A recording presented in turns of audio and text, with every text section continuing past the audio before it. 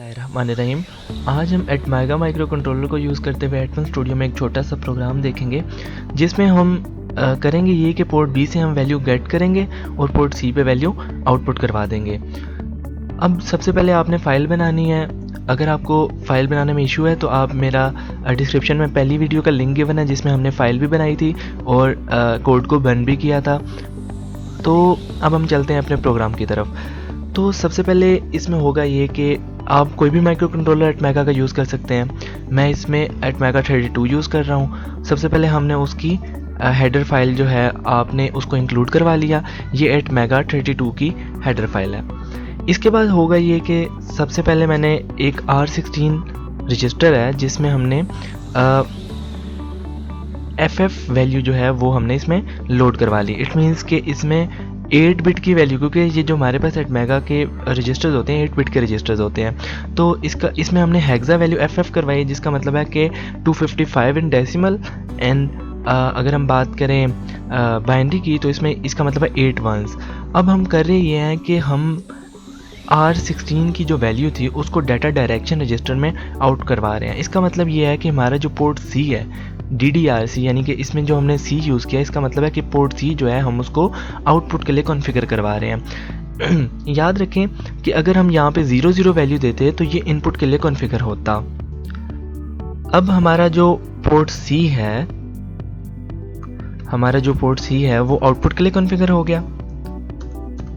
मैं साथ साथ कमेंट्स भी लिख रहा हूँ ताकि और अच्छे से एक्सप्लेन हो जाए। इसके बाद हमने किया ये कि जो R16 था उसमें दोबारा एक नई वैल्यू लोड करवाई। अब हमने हेक्सा वैल्यू 00 लोड करवाई। तो इसका मतलब है कि अगर हम इसको बाइनरी में बोलें तो R16 में क्या वैल्यू आ गई, 8 zeros। और मैंने आपको पहले बताया था कि अगर तो हम 00 वैल्यू डाटा डायरेक्शन रजिस्टर को दें तो इसका मतलब है कि हम उसको इनपुट के लिए कॉन्फ़िगर कर रहे हैं। तो इसका मतलब हुआ कि हमारा जो पोर्ट B है हमने उसको इनपुट के लिए कॉन्फ़िगर कर लिया। अब हम आगे चलते हैं। तो अब हमारा मेन कोड ये था कि हमने सबसे पहले ये करना होता है कि हमने जो चीज़ आउटपुट के लिए होती है कॉन्फ़िगर करवा लेना है और जो चीज़ इनपुट के लिए उसको इनपुट के लिए कॉन्फ़िगर करवा लेना है। इसके बाद हमने क्या किया कि यहाँ पे एक लूप बना लिया। लूप बनाने का तरीका ये होता है कि आप कोई भी नेम दे दें और उसके आगे सिंपल कॉलन का एक साइन आ जाएगा, तो इसका मतलब है कि ये लूप है और इसको आप एंड कर सकते हो जंप या कोई भी जंप इंस्ट्रक्शन से। अब हमने इसमें किया ये कि हम कह रहे हैं कि जो pin in R16, pin B, इनकी जो इंस्ट्रक्शन होती है वो डाटा गेट करने के लिए यूज़ होती है। किसी भी स्पेशल फंक्शन रजिस्टर से किसी भी जनरल पर्पस रजिस्टर में वैल्यू गेट करने के लिए हम इनकी कमांड यूज़ करते हैं। अब इसमें स्पेशल फंक्शन रजिस्टर है पिन वाला और जो हमारे पास जनरल रजिस्टर है वो R17 है। अब हो ये रहा है कि R17 में वैल्यू आ जाएगी जो भी पोर्ट B पे पिन, उसकी पिन्स पे वैल्यू होगी। तो उसके बाद हम ये कर रहे हैं, नेक्स्ट हम ये कर रहे हैं कि वो जो R17 में वैल्यू आ गई है उस वैल्यू को आप पोर्ट C पे आउटपुट करवा दो। हमने इसलिए अब इसके लिए कौन सी कमांड यूज़ होती है, कोई भी वैल्यू आउट करवाने के लिए आउट की कमांड यूज़ होती है।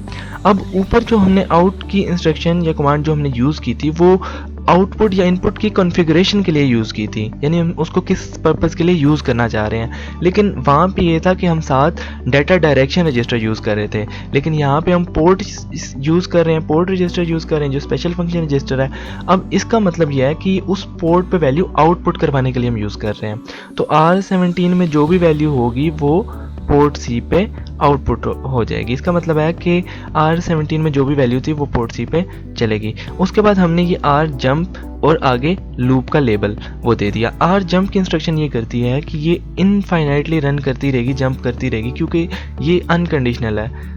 बेसिकली इसमें ये है कि कंडीशनल से मुराद ये थी कि हम यहाँ पे अगर कोई कंडीशन दे सकते, जैसे आपने C लैंग्वेज का कोड पढ़ा हो तो उसमें होता ही है कि आप कंडीशनल स्टेटमेंट्स यूज़ कर सकते हो। यानी फॉर एग्जांपल इफ़ एल्स की स्टेटमेंट होती हैं, उसमें होता ही है कि आप अगर उसमें यानी कि आप उसको कंडीशन दे दो वो उस पर बेस करेगा। लेकिन यहाँ पे R जंप की जो इंस्ट्रक्शन है वो रुक नहीं सकती, ये इनफाइनाइटली रन करती रहेगी, बार बार ये इंस्ट्रक्शंस रन होंगी और ये अगेन के लूप पे जंप करता रहेगा और कॉन्टीन्यूसली चलता रहेगा। और हमारे क्वेश्चन में भी यही स्टेटमेंट थी कि कॉन्टीन्यूसली रीड करता रहे और वही लॉजिक वैल्यूज़ रीड करे पोर्ट B से और उन्हें कॉन्टीन्यूसली आउटपुट करवाता रहे पोर्ट C पे।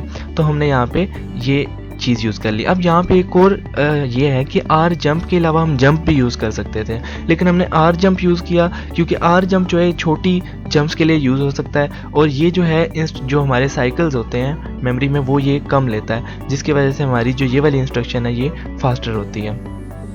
अब हम इसको बर्न करते हैं, और उसके लिए आप यहाँ पे बिल्ड पे भी जा सकते हैं, यहाँ से बिल्ड सॉल्यूशन भी कर सकते हैं, या आप सिंपली F7 की प्रेस कर दें। तो मैंने F7 की प्रेस की और ये बिल्ड सक्सीडेड लिखा आया। अब हम इसको चेक करेंगे कि इसकी आउटपुट हम सिमुलेशन फॉर्म में प्रोटियस पे चेक करेंगे। तो आइए चलिए प्रोटियस पे चलते हैं। अब ये प्रोटियस की मैंने पहले से डायग्राम बना के रखी हुई है। इसमें मैं आपको बता देता हूँ कंपोनेंट्स क्या क्या यूज़ होंगे।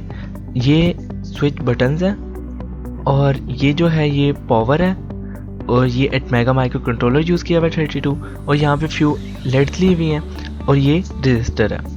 अब इसमें मैं आपको वर्किंग बता देता हूँ कि ये जितनी भी हमारे पास ये स्विचेस हैं, जो बटन्स हैं, इनको मैंने कनेक्ट किया हुआ है पोर्ट बी के साथ, क्योंकि हमने वैल्यू गेट करनी थी पोर्ट बी से, इसलिए मैंने इनको पोर्ट बी से कनेक्ट किया है। और जितने भी हमारे पास LEDs थी, लेड्स थी, उसको मैंने पोर्ट सी के साथ कनेक्ट कर दिया। और आप देख सकते हैं कि 8 पिंस थी, तो 8 LEDs, और पोर्ट बी पे हमारे पास 8 बटन्स लग गए। अब होगा ये कि मैंने पावर लगा दी यहाँ से, पावर यानी कि 5 बाय डिफ़ॉल्ट इसके वोल्टेज होते हैं, तो 5 का मतलब है कि आगे 1 पास हो रहा है, ठीक है। यानी कि अगर हम 0-1 लॉजिक की बात करें तो 5 का मतलब है कि 1 लॉजिक पास हो रहा है। और अगर यहाँ पे मैं बात करूँ कि ग्राउंड की, तो ग्राउंड का मतलब होता है कि 0 लॉजिक पास हो रही है।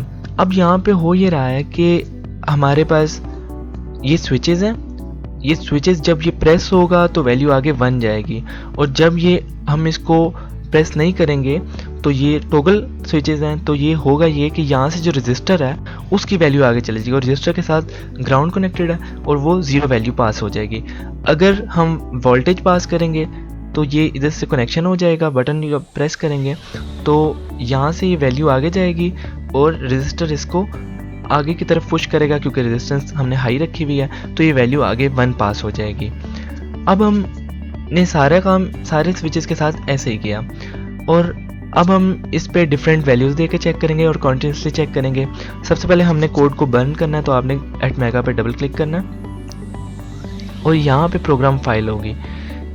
यहाँ से जाके जो आपने एटमन स्टूडियो में फ़ाइल बनाई होगी, अब मेरे यहाँ पे पहले से खुली हुई है, वरना यहाँ पे फोल्डर होगा, और आपने इस तरह अपने डॉक्यूमेंट्स में जाना है, देन एटमन स्टूडियो, देन आपके उसका फोल्डर का नाम, और उसमें आपने डिबग के अंदर चले जाना है, और फिर आपने यहाँ पे हेक्स फाइल जो है इसको डबल क्लिक करके यहाँ पे ओके पे क्लिक कर देना है। अब हम अपनी आउटपुट चेक करते हैं। यहाँ पे करते ही हैं कि मैं ये वाले जो पहले 4 स्विचेस हैं इनको मैं डाउन कर देता हूँ, और बाकी जितने भी मैं उनको अप कर देता हूँ। इसका मतलब है कि इन 4 से आगे वैल्यू 0 पास होनी चाहिए, और इन 4 से आगे वैल्यू 1 पास होनी चाहिए। अब हमने इसको रन करके चेक करना है। तो हमने 4 जो स्विचेस थे उनको डाउन किया था, तो इसका मतलब है कि यहाँ से जो 4 ये वाले टॉप स्विचेस हैं, इधर से वैल्यू 1 पास होनी चाहिए। तो हम इसको रन करके चेक करते हैं। इसको रन करने के लिए यहाँ पे जाना है, और यहाँ पे आपने इसको क्लिक करना है। अब देख सकते हैं कि यहाँ से ये वैल्यूज़ यहाँ जा रही हैं फर्स्ट पे, और वहाँ से आउटपुट हो रही है, यानी कि पोर्ट बी से जा रही हैं और पोर्ट सी पे वैल्यू आउटपुट हो रही है। इसका मतलब है कि हमारा जो प्रोग्राम है वो बिल्कुल करेक्ट वर्क कर रहा है, वो पोर्ट बी से वैल्यू गेट करके पोर्ट सी पे आउटपुट करवा रहा है। अब हम इसको कॉन्टिन्यूसली देखते हैं कि ये कैसे वर्क करता है। तो यहाँ से मैं इस स्विच को अप कर देता हूँ, तो आप देख सकते हैं कि यहाँ पे अब वैल्यू 0 जा रही है, और ये वाली लाइट ऑफ हो गई है। मैं इस वाली लाइट को इस वाले जो स्विच है इसको अगर मैं डाउन करता हूँ, तो ये वाला जो हमारे पास लाइट थी वो ऑन हो गई है। अब ये देख सकते हैं आपके कॉन्टिन्यूसली इसी तरह वर्क कर रहा है। Thank you so much for watching.